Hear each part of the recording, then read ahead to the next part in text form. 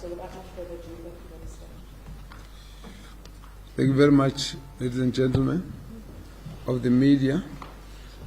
Let me welcome, I think, amongst us, let me welcome Dr. Kalua, who's representing WHO as our country director, and also the MEC for Gauteng, Dr. Bandile Masuku, and of course, Acting Director General, Dr. Anban Pillay, and the heads of National Health Laboratory Services and National Institute for Communicable Diseases, and other officials amongst us here.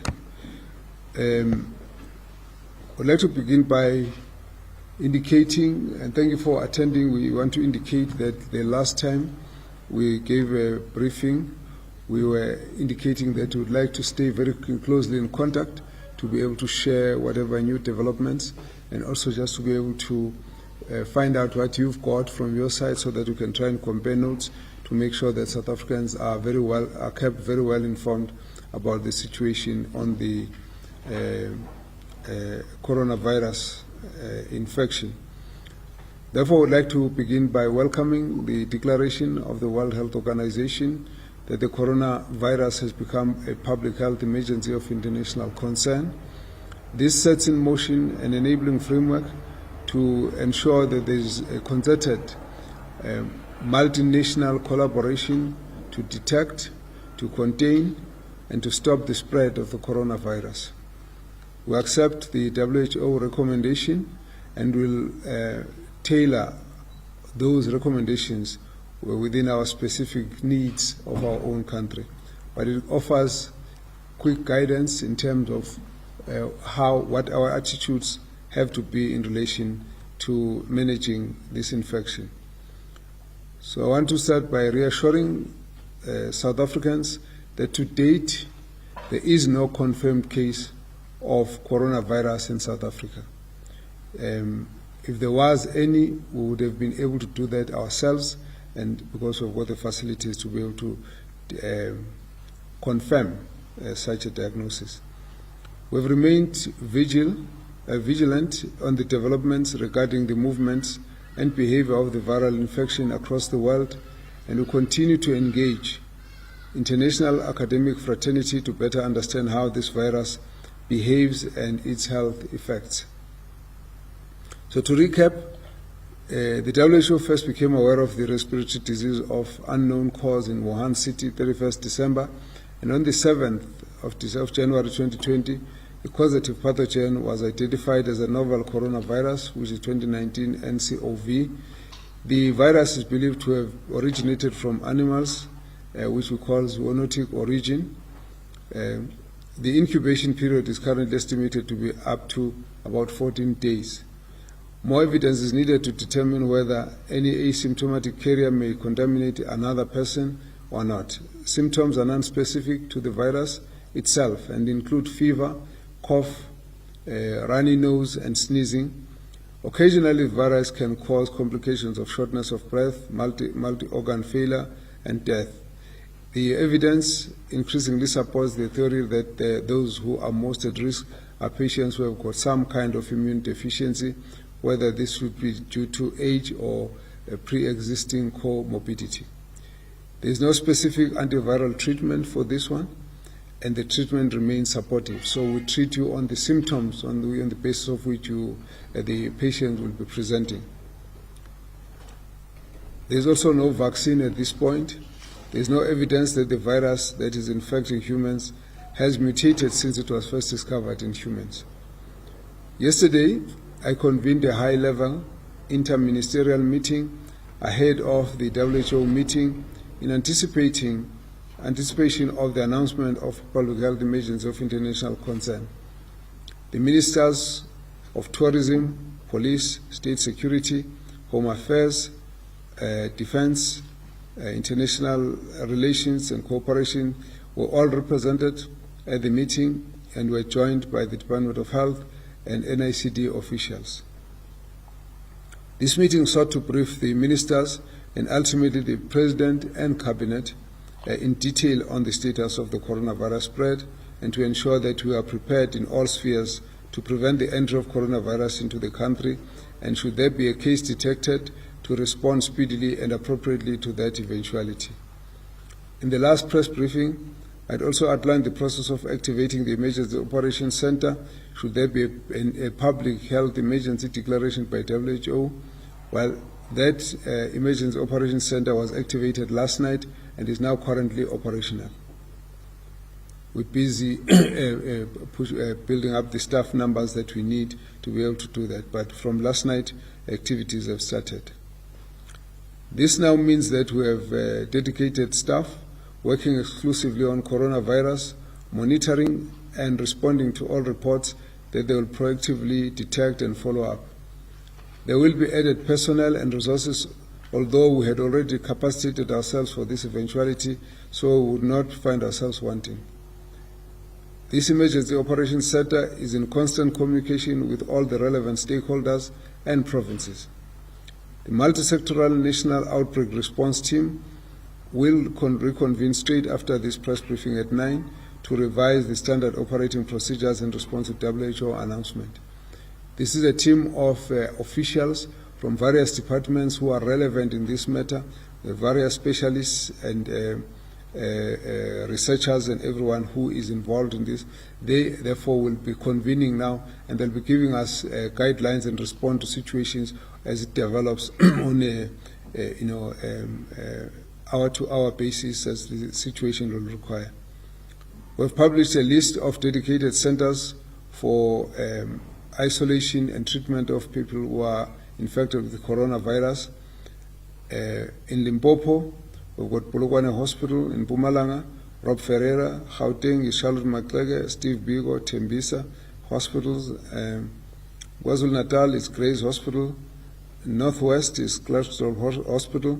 Free State is Pelonomi. Northern Cape is Kimberley. Eastern Cape is Livingston Hospital. Western Cape is Tygerberg.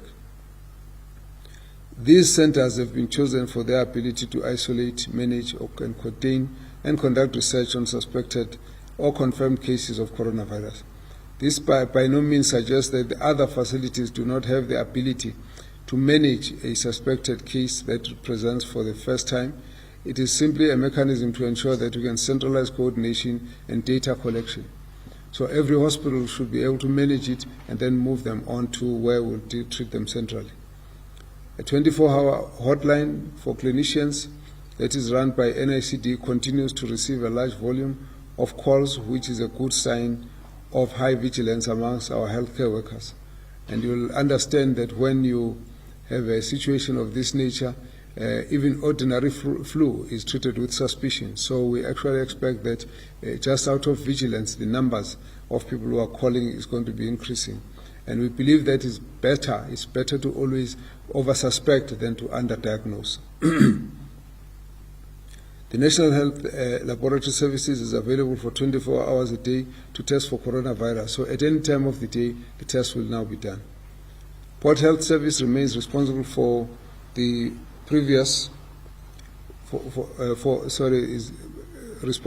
preventing, protection and providing a public health response by monitoring the points of entry. Port Health is also responsible for early detection of suspect cases through implementation of screening measures and responses to suspect the case. Port Health Services also are provided in South African ports of entry with staff complement of about 300.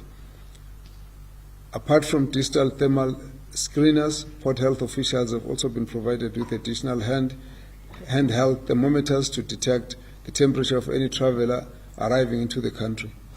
We have also requested the support of the South African Military Health Services to work with us so that we can actually reinforce manpower in the various ports of entry where we believe that we need additional support. And so that is actually going to be mobilized as early as today. Screening is conducted in the ports of entry to early detect an ill traveler through one, temperature screening that is conducted in 36 points of entry utilizing non-invasive thermometers, where all travelers arriving through the ports of entry are channeled to the temperature screening. If a traveler is found to have an elevated temperature, they are assessed by a nurse and if determined to be suspect, the case then they will be safely transported to a health facility for further management. 2, arriving conveyances. The health officials will go on board each arriving international aircraft and ship to determine if there is any sick traveler. If a traveler falls sick whilst on board, port health officials are informed by the crew members in line with the World Health Organization and the International Civil Aviation Organization requirements, and an assessment of the traveler is conducted upon arrival. This is standard, but we want to just confirm that this has been reactivated, and therefore we are on higher alert this time around. If the traveler is found to exhibit symptoms consistent with the novel coronavirus, the traveler would then be safely transported to a medical facility for further management. Contact tracing of travelers who may have been in proximity of a suspect traveler would be conducted to ensure those individuals are identified and investigated thoroughly. Thirdly, as the busiest airport in Africa, special measures have been introduced in OR Tambo International Airport, where travelers on direct aircraft from China and have traveled to Wuhan in the past 14 days are required to complete questionnaire for possible contact tracing. 100% of arriving travelers were screened in all high-risk airports since the onset of the outbreak. A total of 55 travelers were found to have elevated temperature and referred to the nurse for further assessments. Of the 55, 14 were from China, 1 from Thailand, 40 were from non-endemic countries. But no traveler were found to have symptoms consistent with the current novel coronavirus, and none of them required isolation. So the work of screening basically just picks up anyone that is suspicious until we are sure that we've been able to confirm the absence of the infection. Then, of course, thereafter we release the individual to proceed. WHO has developed and shared interim guidance for laboratory diagnosis, clinical management, infection prevention and control, home care for mildly ill patients, risk communication and community engagement. Countries including South Africa are using these guidance documents to revise national preparedness plans. WHO is also working with networks of researchers and other experts to coordinate global work on surveillance, epidemiology, modeling diagnostics, clinical care and treatment, and other ways to identify, manage and limit onward transmission of the disease. Work has commenced to develop a vaccine as soon as possible. The National Institute of Communicable Diseases and the National Health Laboratory Services remain the center of technical expertise. In the past 24 hours, 14 samples have been submitted to us for investigation for coronavirus. They all tested negative. In regard to movement, trade, we remain guided by the WHO, which has maintained its recommendation that there should not be no restrictions on travel and trade. Further, we wish to echo the sentiments of the Director General of the WHO that we are very confident in China's ability to manage the public health emergency effectively, and that our citizens living in China, Hubei province and Wuhan are in safe hands. Consequently, we maintain that there is no evidence to support repatriation or emergency evacuations of our citizens. At this stage, there is no report of any South African citizen who has contracted the infection. We are aware of two South Africans who are currently under a 14-day quarantine in Tianjin. They'd moved from Wuhan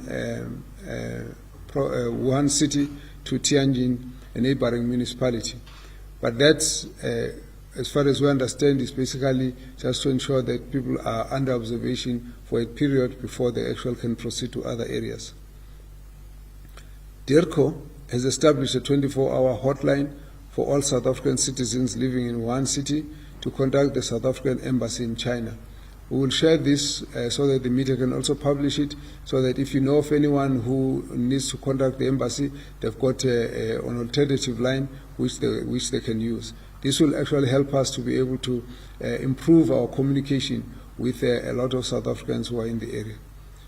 The information is on the DIRCO website as well as on social media pages. We've also requested that all departments and provinces must provide us a database of students and staff that are in China. some of the provinces have already indicated that they've got a number of students in these different parts of China, and some, in fact, have indicated the total that they know to be in Wuhan, and others in various other provinces. We did consider the full ramifications of repatriation or emergency evacuation and realize that it's very much an exercise of weighing up the risks versus the benefits. So we'll continue to monitor the situation on a day-by-day basis, and then we'll always respond as we think that it's appropriate at that time. What remains a key principle is limiting the movement. The more we move people around, the more we enable the spread. We are very sensitive to the anxieties of South African citizens and their families, and also wish to assure them that we are very much prepared to respond appropriately as the situation develops. I think with the kind of reports that are coming all over the world, there are many people who have got a lot of concerns, and therefore we need to really work together to try and manage their concerns and also manage what is best for both those who are involved in the particular parts of Wuhan and Hubei provinces, as well as what the public health requirements would be. I therefore would like to thank and applaud the Ministry of DIRCO that has been extremely positive on the situation in China. What DIRCO has established is that there is an estimated 165 students and 54 teachers living in Wuhan, and approximately 3,000 students living in China.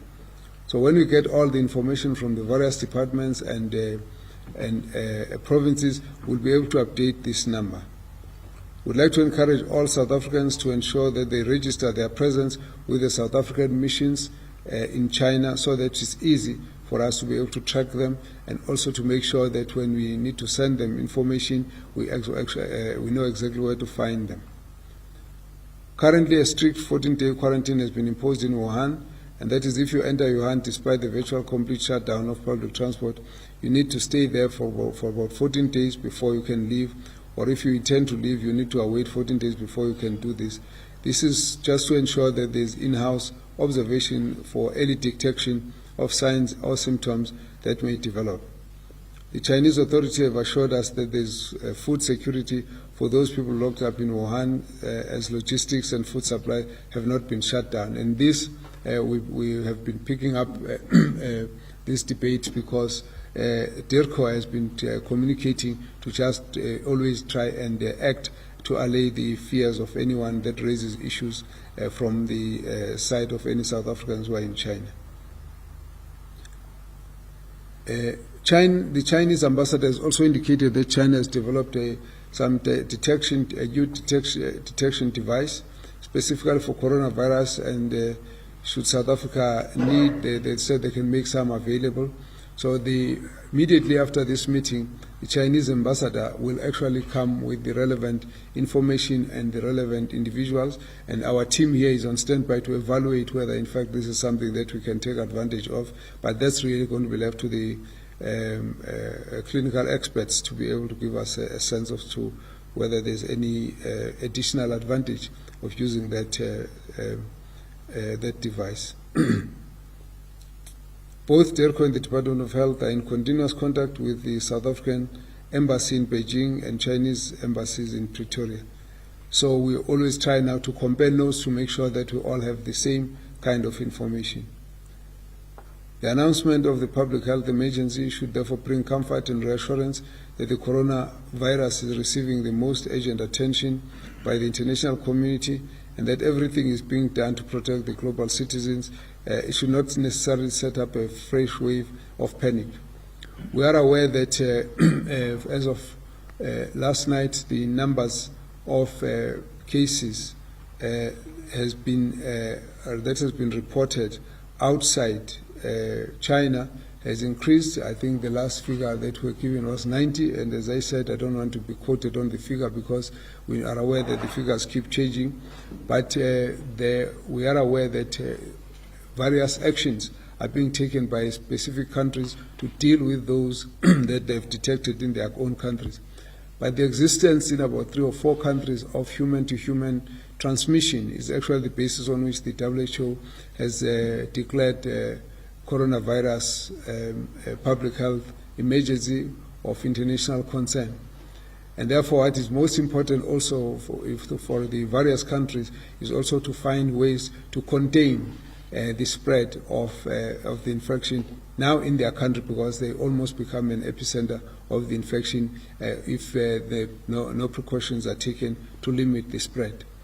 So our teams today are going to be working on further additional activities that will need to be taken into account should there be any situation arising that will require us to act beyond this point. We have still not received any case, any suspicious case, or even any confirmed case. But we're going to be ready even for, in our situation, to be able to manage should there be a confirmed case or should there be any suspicious case that might be landing on our shores.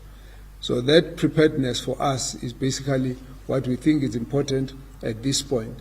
We are also aware that there are several countries have been sending aircrafts and also evacuating their citizens. We believe that these are decisions that countries take on the basis of concrete information that they have on their hands.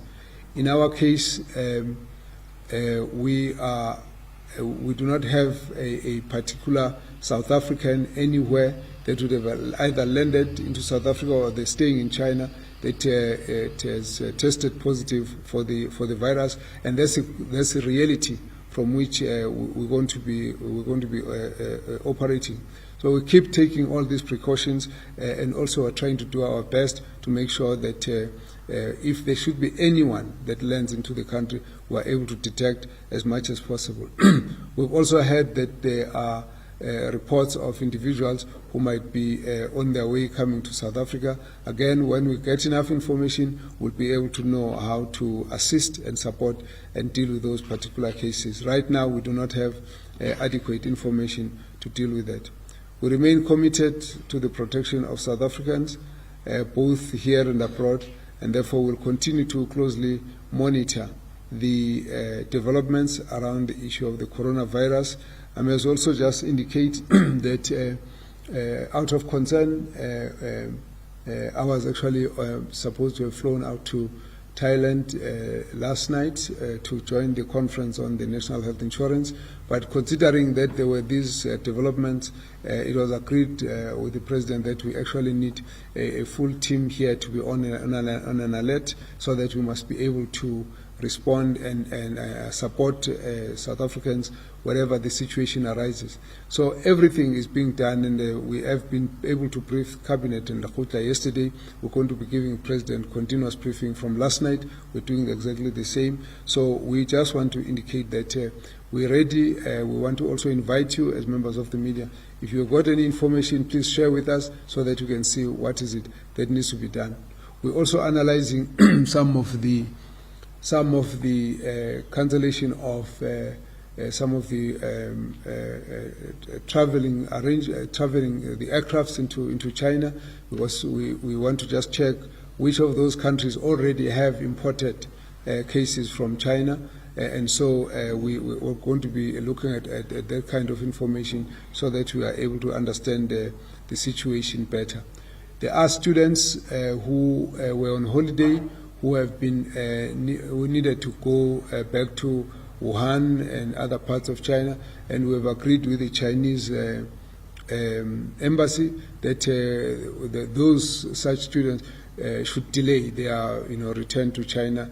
We don't think that there's a kind of emergency that can't be managed in this case, so we'd like to just encourage them to wait until there's further announcements, so that we can just manage people who are within the situation. So, ladies and gentlemen, this is where we are at this point, and I would really like that we allow Dr. Kalua to give us a few comments from the WHO, seeing that we received the statement from Dr. Tedros Ghebreyesus yesterday.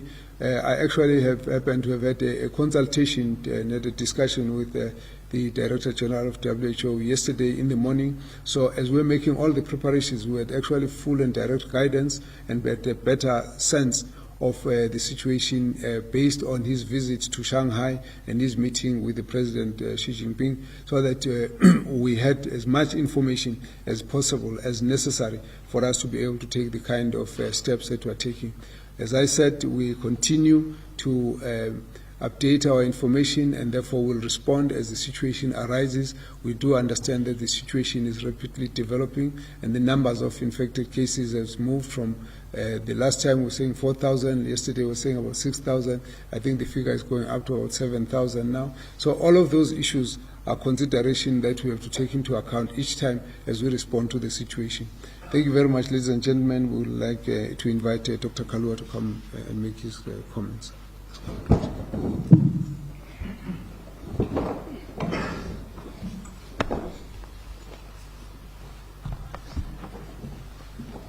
Thank you very much, Honorable Minister. And just also to recognize the Acting Director General for the National Department of Health, the MEC for Health for Gauteng, and other technical experts who are here, and the media present here.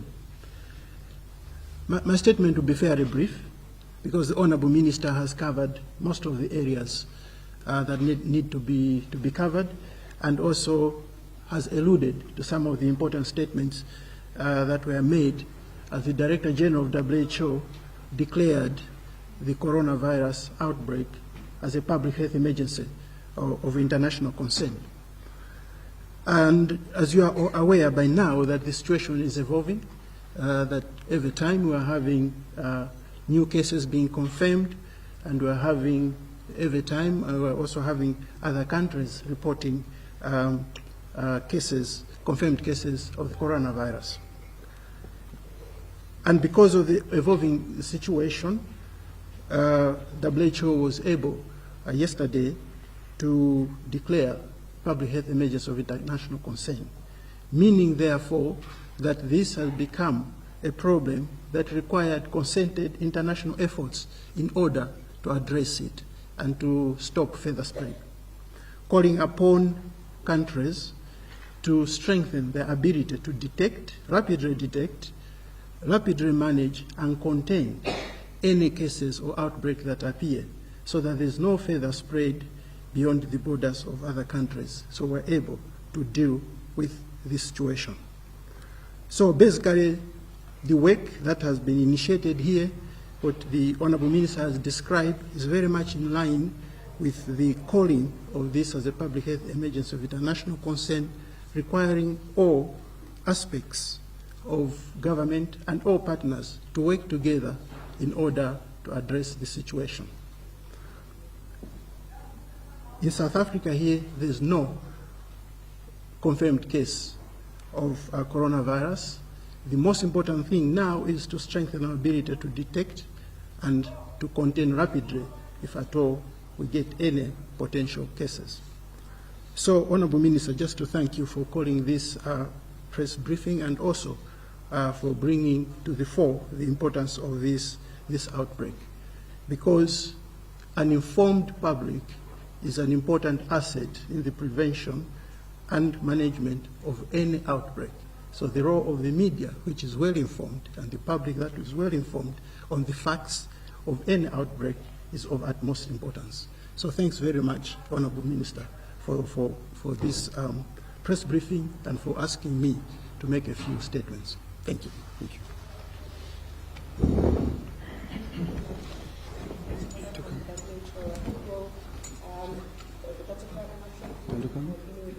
They will proceed straight to the Q&A session. If I can just introduce the timer before we go ahead, and I'll take batches of 5 questions.